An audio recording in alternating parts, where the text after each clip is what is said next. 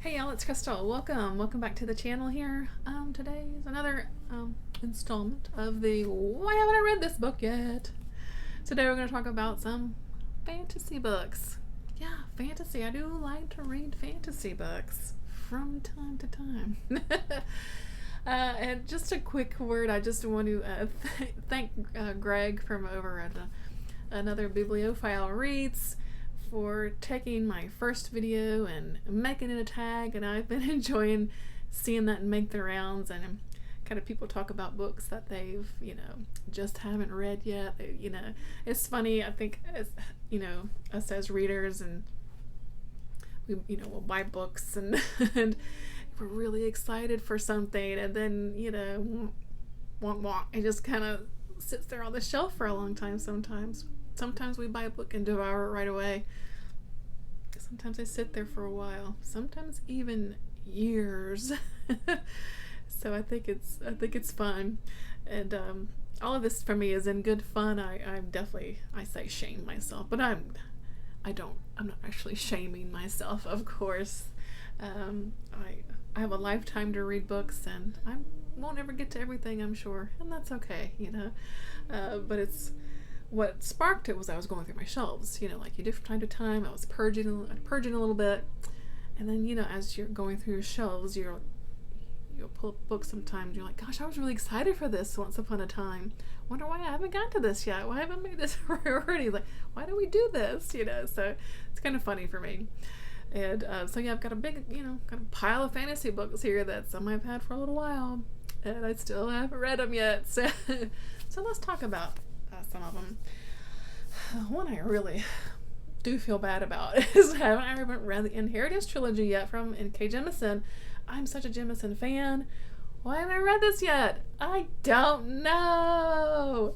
So I loved Broken Earth's trilogy. I loved her Dreamblood duology. I just haven't made it to this one yet.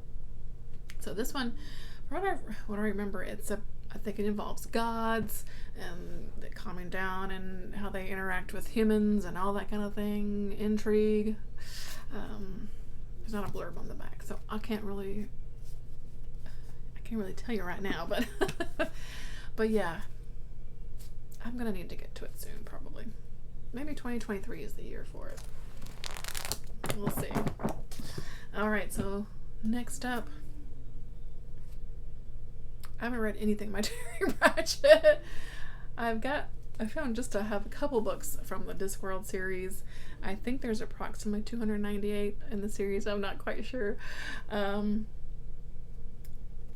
definitely I would give it a try. You know what I mean? I've heard it's just kind of zany and fun. So I have this one, The Color of Magic. I have another one, and I'm not remembering the name of it now. I couldn't find it in my shelves because my books are a mess. I don't even know how to explain this series either. I think it's just one you gotta go into, right? If you've read it, you just do it, right? Don't overthink it. All right, this is somewhat newish, but I was really excited. I think it was actually a Christmas gift, and yeah. I haven't read it yet. David Mogo, God Hunter by Suyi Davies Okumbawa. Yeah, I ain't read it yet. Look at that gorgeous cover. It's got this foiling on it. Love this cover, but it sits on the shelf. So it's another kind of God story like the Inheritance Trilogy. Gods have fallen to earth in their thousands, and chaos reigns. They're broken and leaderless. The city endures. David Mogo is a demigod and a god hunter. Has one task: capture two of the most powerful gods in the city and deliver them to the wizard gangster Lukman Ajala. I mean, that sounds awesome. Sounds kind of like this mobster guy. It just sounds great. I love the African setting. And right here at the top it says a Nigerian Harry Dresden. I haven't read any of that series either. This one I've heard is fantastic. This series, I'm pretty sure this is book 1. 12 Kings by Bradley. Is it Bolu? I'm from North Carolina. I don't know. 12 kings of Sharakai tried to bury their secrets in the sands. but no matter how deeply they are buried, secrets want to be found. An assassin discovered the first of them, who was murdered by the kings who hoped their secrets died with her. But secrets find a way, and the assassin had a daughter, and now she will uncover the truth. That sounds a lot of fun. I love stuff with secrets. That is my cup of tea. And yeah, I've just heard awesome things about this series. I don't remember how many books are in it now, but it doesn't say anywhere. But another kind of looks like a desert type setting, which I enjoy. I like when fantasy has a kind of different kind of setting. Yeah, need to read it. This one, Women's War by Jenna Glass. First of all, the cover is like amazing. Let's see. Really, this first line is all I need to know. It's a feminist fantasy epic. But a revolutionary spell gives women the ability to control their own fertility with consequences that rock their patriarchal society to its core. Why haven't I read this yet? I want to read it now. I want to read it now that I've opened it, right? Sounds amazing. It's not crazy long. It's just a little over 500 pages. Yeah, that's not crazy. Sounds amazing. Why haven't I read it yet?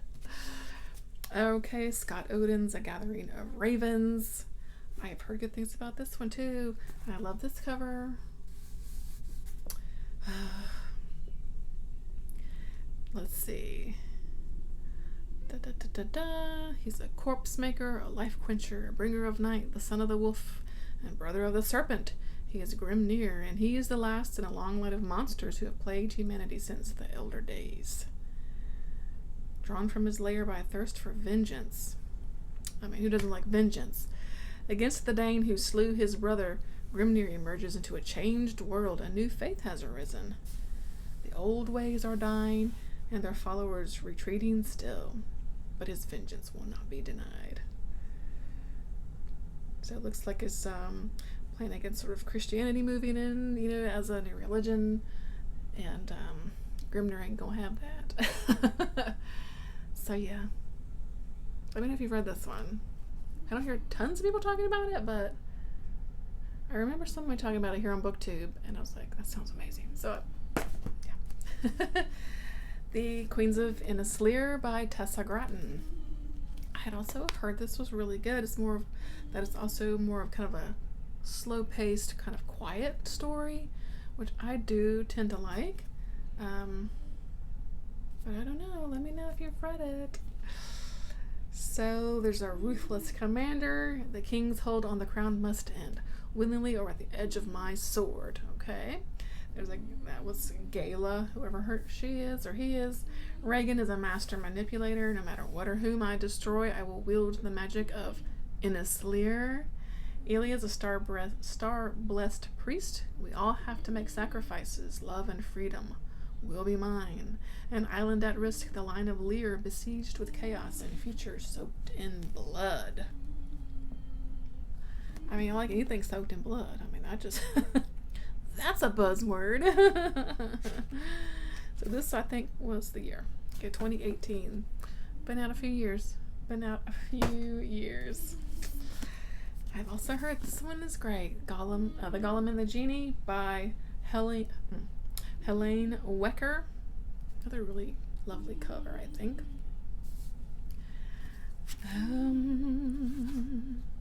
So Chava is a golem, creature made of clay, brought to life by a strange man who dabbles in dark Kabbalistic magic. And Ahmad is a Genie, I can't hardly read this, I'm sorry, a being of fire, born to the ancient Syrian desert, trapped in an old copper flask by a Bedouin wizard centuries ago. He is released accidentally by a tinsmith in the lower Manhattan shop. So it's 1899 New York, and the Gollum and the Genie try to fit in with their immigrant neighbors while masking their true selves. So a bit of historicalness with this one also, with these sort of classic kind of cultural references with the Gollum and the Genie. So it sounds really kind of wonderful, right? I've got both of these. This is book 1 and 2 of this series. Kate Glass. I don't know what the name of the series is. I don't know. But anyway, I don't know. Illusion of Thieves, though, is book 1. Pretty sure that one's book 2. So in Cantania, being a sorcerer is a death sentence. So Romy escapes her hardscrabble upbringing when she becomes a courtesan to the Shadow Lord, a revolutionary noble who brings to all laws and comforts once reserved for the wealthy. Her brother is caught thieving with the aid of magic. Magic is outlawed. So Romy's aristocratic influence is the only thing that can spare his life, and the price is her banishment. So I guess we follow that from there. I don't like to read too much on the back, but it sounds good. Ooh, books are falling. This one. Yeah, I paid full price for this book. Went to Barnes & Noble and bought it. All right off the shelf. It's been sitting there ever since. Dun, dun, dun, dun. I think book 2 has already come out. Hell, maybe even book 3, 4, I don't know. Shit. But anyway, this is Evan Winter's The Rage of Dragons. I remember this one was kind of, well, some people liked it, some people didn't. I thought it sounded really cool, and I really wanted to read and find out for myself. And I just never did. A world caught in eternal war, one young man will become his people's only hope for survival. So I know there's like a revenge story going on in here. It is another kind of African setting for a fantasy. Cool cover. It's a little chunky. It's a little chunky. Let's see. But not crazy. The writing's pretty big, just a bit over 500 pages. That ain't bad at all. Okay, Gods of Jade and Shadow by Sylvia Moreno Garcia. And again, I've had this one for a while. So, book of the month for July 2019, so I probably had it since then. Yeah. I'm really just bad about getting to my book of the month picks, and I don't know why I do that either. That's a whole other thing, is why I don't read my book of the month picks. So I know this one because it deals with Mayan, stuff. So Mayan god of death sends a young woman on a harrowing, life-changing journey in the dark fairy tale inspired by Mexican folklore. I definitely love fantasy that brings in different cultural, aspects, cultural tie-ins, and that's why I really wanted to read this one. Such a gorgeous cover too. I mean, the whole thing is so pretty. Ugh. Why haven't I read this yet? Okay, lastly, I'm putting this in fantasy. We'll call it a dark fantasy, right? Is Brahms, The Child Thief. I've had this one for quite a few years because I've actually found it at a thrift store. Let's see, this came out in 2009, so this has definitely been out for a while. I'm pretty sure this one is kind of a dark, like Peter Pan kind of retelling, reimagining. I think. So Peter is quick, daring, and full of mischief, and like all boys, he loves to play, though his games often end in blood. His eyes are sparkling gold, and when he graces you with his smile, you are his friend for life. But his promised land is not Neverland. So yeah, it's a dark Peter Pan story. And like a lot of Brahms books, of course, it's got some of his wonderful artwork throughout, color images, and of course, beautiful black and white illustrations. So yeah, this just... Oh, look at this. I don't think I've ever really paid attention to the back. Creepy.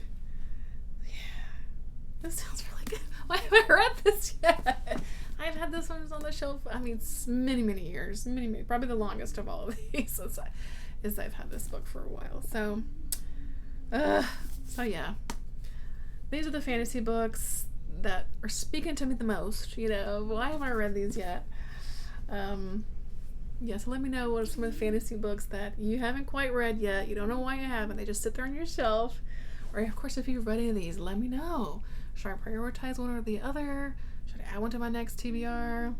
Let me know, because I want to know what I should read. Because I think some of my problem is I want to read everything, so I end up not reading any of it, So yeah, thanks so much for watching, you guys. I just appreciate it. Appreciate your time. I know that your time is valuable and that you spend a little bit of it with me means a lot. So till next time, bye friends.